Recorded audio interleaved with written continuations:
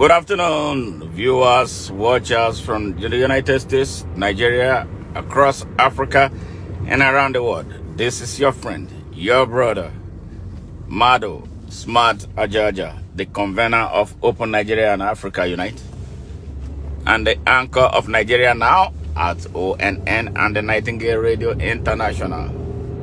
How are you guys doing today? It's a cold weather, very cold here today, 20 degrees, but it could go lower. But I'm having fun, I'm well kitted for it. So what is it in your area?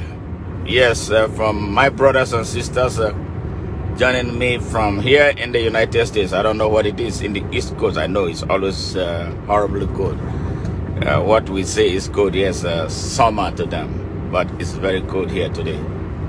And joining us from anywhere on earth, please let us know where you are joining from so we can say hello to you appropriately with the time difference in mind.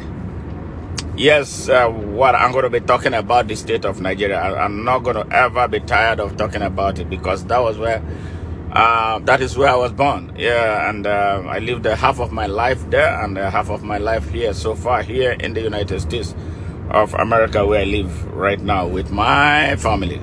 All right, what's going on in Nigeria I don't know. I think it is better summed up. Nigeria is a crime scene.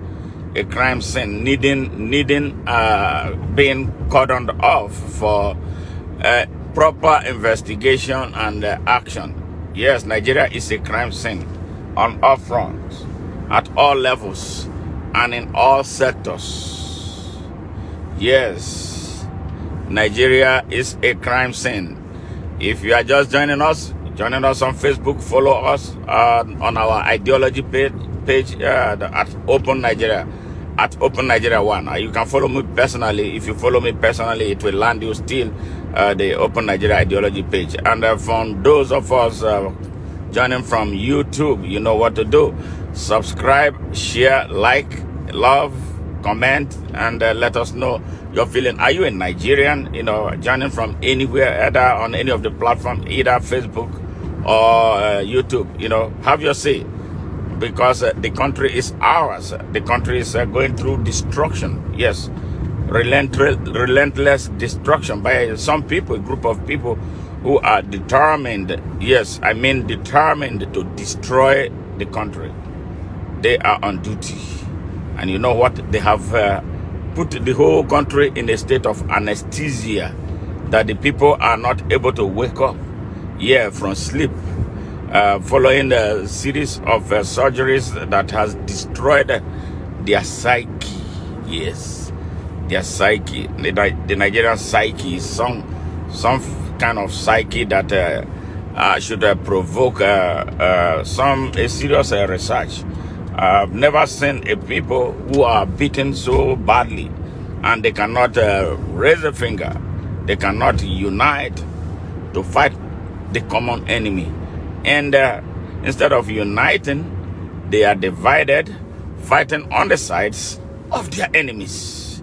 Fighting on the sides of their enemies. Stand up to fight on behalf of their enemies. Someone called me that I'm gay because I'm standing up for Nigeria. Another one called me that I'm a drug user because I'm speaking for him. I'm standing up for him and his children.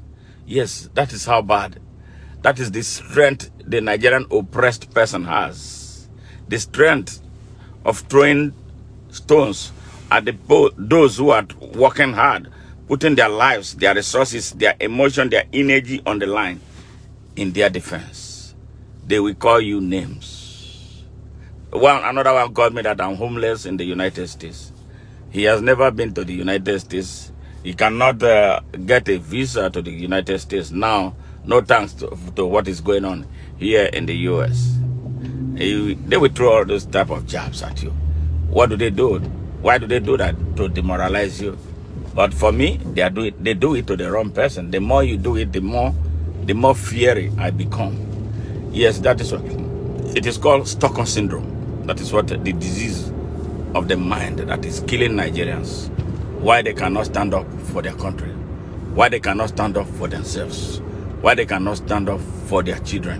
Why they cannot stand up for their children's future? Why they will eat the bread of sorrow served them by their oppressors? Nigeria is a crime scene. A crime scene at all levels. A crime scene at the federal level. A crime scene at the executive branch of government. A crime scene in the legislature. A crime scene in the judiciary. A crime scene when you come down to the state. The governors are criminals. Members of the state assemblies are criminals. Yes, local government chairmen are all criminals. Yes, local government chairmen are criminals. Their councillors are criminals. Traditional rulers, mostly criminals. Where do the people turn to? Nowhere. Nigeria is stuck.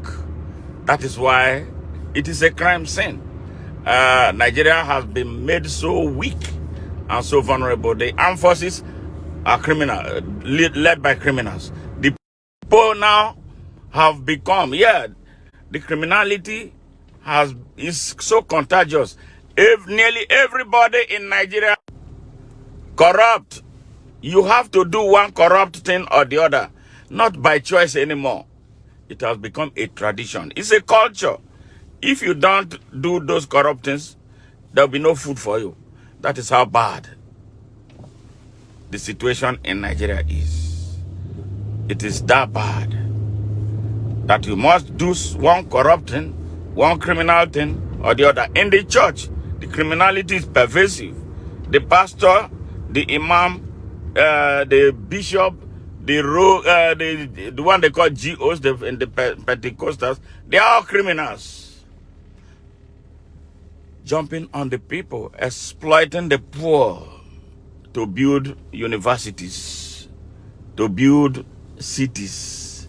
Yes, to live criminally in opulence. Yes, that is how sad. Nigeria has been taken over by criminality and evil. Where do we go from here? Where do we go from here? There's a brewing broadcast. I'm going to talk about Africa in general. It's coming out soon on YouTube. I hope you will be tuning in to listen to it. That's going to be a combination of factors, everything that has kept Africa on the canvas. And you know why Africa is not going to be liberated? It's because of Nigeria. Nigeria is the greatest obstacle to the liberation of Africa. Yes, Nigeria, through its corrupt and morally bankrupt and violent leadership, yes, it's the greatest obstacle to the liberation and the independence of Africa. But we are going to talk about how we are going to get out of that now in that broadcast. So let me focus now on Nigeria with this broadcast. Yes, Nigerians, 250 million people. 250 million people. Yes, living under the hammer of less than 500,000 people. Yes, less than 500 people are oppressing 250 million people. So it makes me feel like Nigerians, are they worms? Are they have no brains? Are they crabs that they cannot climb out of their enclosures? They can't climb out of the buckets. So those who want to climb out, some will stop them from climbing out. And then the predators will come and take them in a bunch and they fry them up. That is what we are going through in Nigeria. Nigeria, people have, many people, they claim that they are so educated. I'm wondering where the education is. If you are educated, you cannot stand up for your rights. You cannot ask questions. You are so educated by somebody who did not break a chalk, who did not go into any high school, is leading you. A drug dealer is leading you. Yes, a certificate forger is your leader. An identity thief is your leader. Then a terrorist is assisting him, deputizing for him. Now, what is the use of your education? What is the use of your education? If you still organize for criminals, you are an intellectual, you're a professor, university vice chancellors, yes, medical doctors, nurses, lawyers, and you name it. and your leader is someone who did not pass WAEC. Some, they say they went to the university, they did not graduate. They forged results. And they are your leaders. They cannot articulate your problems, and they're looking for ways to solve them. You see them on national TV, you'll be wondering where these goats came out from. Those are the leaders in Nigeria. So imagine them standing before Donald Trump. Donald Trump will trash them. Imagine Bola Ahmed Tinubu standing on the same podium with Donald Trump. Talking about what? What is it that Tinubu is going to be discussing?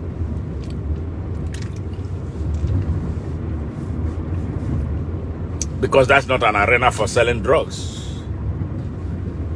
That is not an arena for committing fraud. It's an arena for standing up for your country as its leaders. We have a problem in Nigeria. The greatest trouble is the country's leadership crisis. Yes, that is defying all solutions because the system is so corrupt and in a dire and urgent need for a purge. Purge. Why should I be hearing still about Atiku? What am I hearing about Kwankwaso? I'm hearing about El Rufai. I'm hearing about Yes or Wiki. Look at the faces of Nigeria's leadership. Disgusting and shameful. And the young people in Nigeria don't know who they are. They're lying behind these evil men. They're lying behind these criminals to help run their country down. And yet they won't stop complaining about how badly things are in their country. What a shame. What a generation. What a country. And what a people. Yes, Nigerians, where are the patriots of Nigeria? Why have we facilitated? Why have we left our country to go down the drain through criminals, rogues, bandits, and terrorists? Why is it that we are only good at talking? We cannot take action. Where are my brothers and sisters in the diaspora? I've been preaching to you for years. Why are you not lying behind me? Let us look for a way to end this logjam in Nigeria and put our country in the hands of the right people, the people who love our country, those who can do. Why is it that we are all these highly educated people? Yes, we have all run outside the country, but we cannot unite and form a common front to challenge the Nigerian system and inspire our people to break it down. What are we doing? Our country is a pure crime scene right now. You go into Nigeria, you must do one criminal thing or the other. The country has become so lawless. Judges dispense justice for money. Police extorting the people. The soldiers have joined. Everybody is a criminal. Everybody is a rogue. Everybody is a corrupt person. You have to do all these things against your wish in order to survive, because that is the culture of Nigeria now. Yes, corruption. It's either you are paying bribe or you are taking bribe. Yes, you are a victim round and round. Well, why should we continue that country like that? This is a question you and I must answer. And everything is asking us to answer it now. Why are you going to continue to fold your arms? Our people are dying in droves because of bad policies. Our people are dying in droves because of no policy. Our people are dying on the roads because the roads are bad. Our people go to the hospitals and die because there is nothing to drive a hospital. Our people have no light because there's nothing to power the light. And so there's no industrialization. And when there is no industrialization, what happens? The economy is on the canvas. Our people have to do ugly things. Our young girls are becoming so vulnerable. No beggars. Everywhere is a beggar in Nigeria. Young people graduate from school, but they can't find jobs. They take to begging. They take to criminality. And all of us are folding our arms. Our country is a crime scene. And today, I read with pains hearing that the criminal, the man who brought advanced free fraud, and talking about Ibrahim Babangida, was launching his book. Why didn't he call me to come and do a review of his book? He selected all the criminals. Yes, they're not going to say anything bad about his damn corrupt books. Why didn't he invite me to do a review of his books, so that I will tell him and tell the people of Nigeria who he is? Nigerians, why are we so docile? I know things are hard. I know things are hard. But things are hard. Yes, things are hard. We all say things are hard. So why can't we raise a finger? Why can't we build a network? Yes, to change Nigeria, to end our pain. At least to end our pain, to break the Nigerian system. Won't take us, if we are united, it won't take us but 2 days. 2 days of sustained unity. Yes, 2 days of expressing ourselves. 2 days of staying at home. We don't have to even be on the street.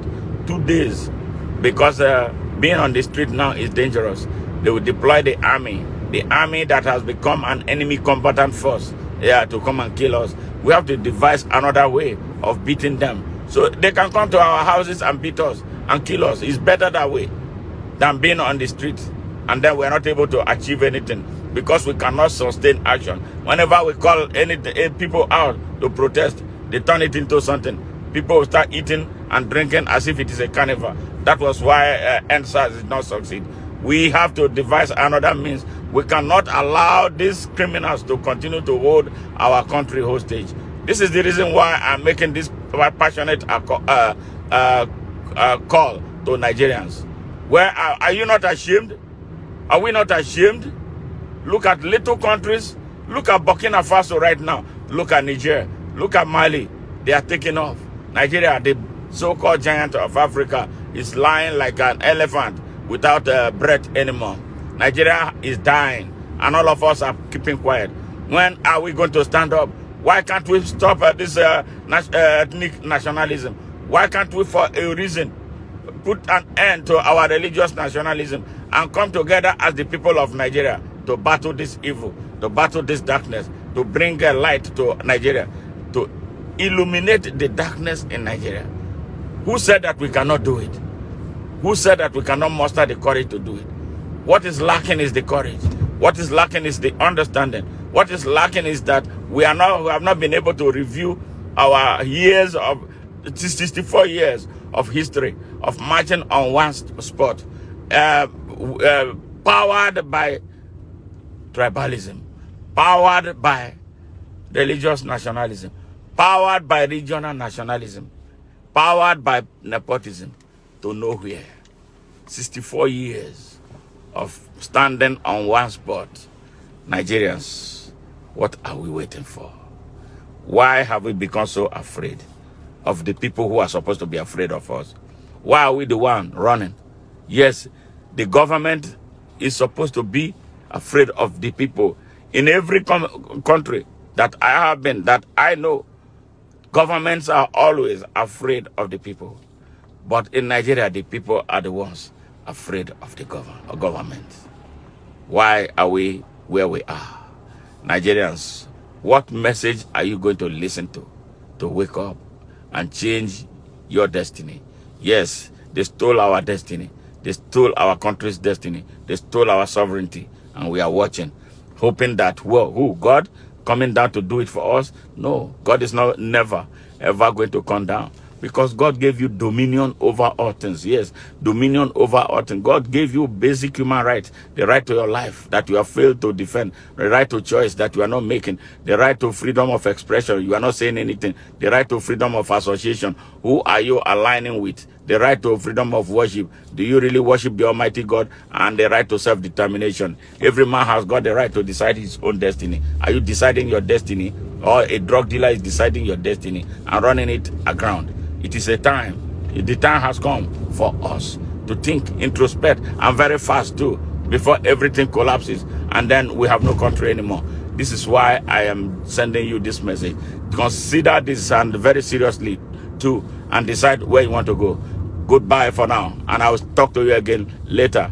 Listen, Why I am going to talk to you about Africa in general is because I remember the story of Marcus Garvey, a young child descendant of slaves.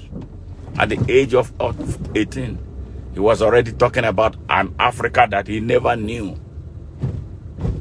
Whatever he knew about Africa was what he was told from the journey of his grandparents and our ancestors, those who came here before us. That was what inspired him. He built a 6 million strong black man movement. Yes, demanding for respect and dignity for the people. And off of that, started the agitation for the decolonization of Africa. Nnamdi Azikiwe, Kwame Nkrumah, Modibo Keita, Sekou Toure, Samora Machel, Nelson Mandela, Augusto Neto, yes, Julius Nyerere, Kenneth Kanda, yes, and Jomo Kenyatta. They were all students of Marcus Mosiah Garvey, a Jamaican African. He told them, I am better off an African than being called a citizen of a little island called Jamaica. And that was the same prophecy, that the same philosophy that drove Bob Marley to do all that he did towards the decolonization and the independence of Africa. That he talked with being invited to the independence celebration of Zimbabwe in 1980. Yes, remember, Africa Unite. Africa unites. I will see you later and talk about that. And I remind you, as a Nigerian, that Nigeria is the greatest obstacle to the unification of Africa, because of the type of leadership that we have. Criminals, rogues, thieves, who will not want to give up what they have stolen from our people. It is time we battle them and take that system down. Bye for now.